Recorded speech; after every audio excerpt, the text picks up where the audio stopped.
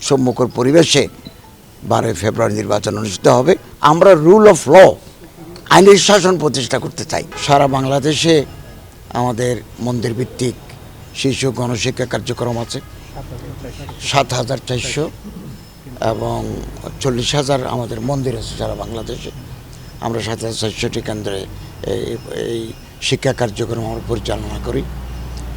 ইতিপূর্বে আমি খুলনাতেও গেছি, চট্টগ্রামেও গেছি, ঢাকাতেও করছি। খুলনার এই রংপুরটা বাকি ছিল, এই রংপুরটা আমরা দায়িত্ব পালনের জন্য আমরা এখানে এসেছি। এবং আমাদের এই কার্যক্রমে 80% শতকরা 80 জন শিক্ষিকা নারী, এবং আমরা ওনাদেরকে লাইমলাইটে আনতে চাই। আমরা নারীদেরকে ক্ষমতায়নের জন্য সচেষ্ট এবং প্রান্তিক জনগোষ্ঠীর যে সুবিধাবঞ্চিত শিশুদেরকে আমরা এই প্রকল্পের আওতায় এনে শিক্ষার হার আমরা বৃদ্ধি করতে চাই এবং নৈতিক মূল্যবোধ বৃদ্ধি, এটা আমাদের অন্যতম উদ্দেশ্য, এবং কর্মসংস্থান এটাও আমাদের উদ্দেশ্য। এভাবে মন্দির ভিত্তিক যেমন আছে তেমনি প্যাগোডা ভিত্তিক আছে শিশু শিক্ষা, চার্চ বেসড আছে, মস্ক বেসড আছে। RICL TMX, যুগের পর যুগ স্থাপনা থাকে মজবুত। পুরো বাংলাদেশে এই কার্যক্রম ফেজেস আফটার ফেজেস পর্যায়ের ক্রমে আমরা এগুলো চালিয়ে যাচ্ছি। এতে করে আমরা আশাবাদী আমরা একটা নৈতিক মূল্যবোধ সম্পন্ন একটা জাতি আমরা তৈরি করতে পারব, এবং এতে করে একটা সামাজিক সংহতি, সহিষ্ণুতা এবং সাম্প্রদায়িক সম্প্রীতির একটা সুন্দর পরিবেশ এদেশে তৈরি হবে। এদেশ আমাদের সবার, এদেশের প্রতিটি মানুষের অধিকার সমানভাবে স্বীকৃত। এই মেসেজটুকু আমরা দায়িত্ব নেওয়ার পর থেকেই সব জায়গায় পৌঁছে দিচ্ছি। আজকেও এই মেসেজ নিয়ে আমরা এখানে এসেছি। এদেশটা আমাদের সবার, আমরা একে অপরের হাত ধরে এদেশের উন্নয়নের পথে এদেশকে আমরা এগিয়ে নিয়ে যাব। কারিগরি এবং পেশাগত যে শিক্ষাগুলো আছে এগুলোর জন্য আলাদা আলাদা মন্ত্রণালয় আছে, ডাইরেক্টরেট আছে। আমাদেরটা রিলিজিয়াস ধর্মকে কেন্দ্র করে, আপনি জানেন আগে থেকেই একেবারে চন্দ্রগুপ্তর যুগ থেকে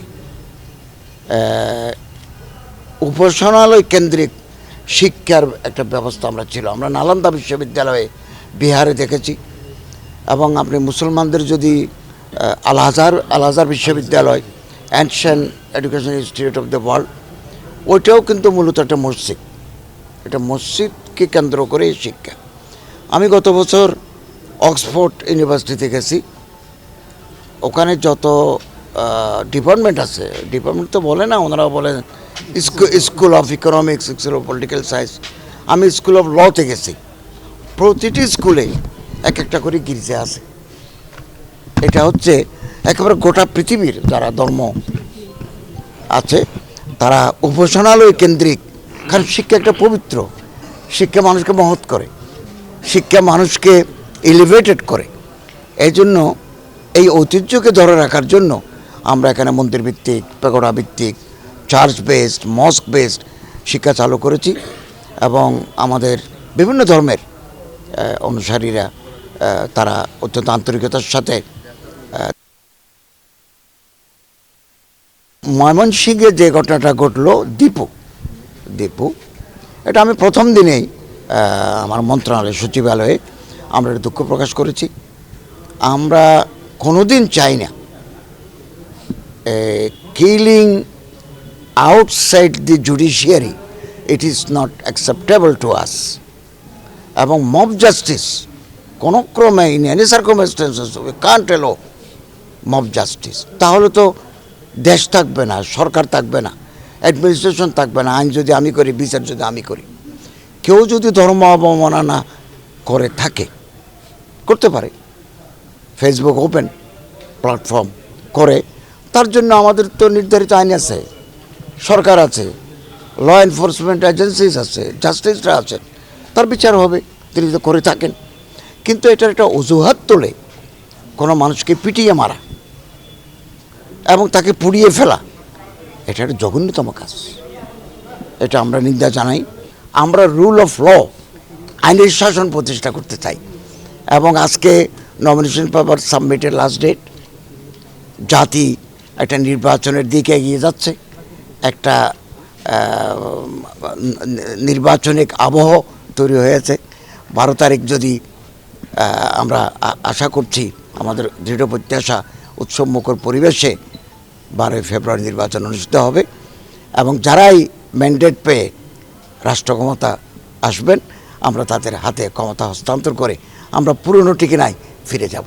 এটা আমাদের কমিটমেন্ট। আমরা এভাবেই এগোচ্ছি এবং election must be held fair, free, impartial and inclusive হবে।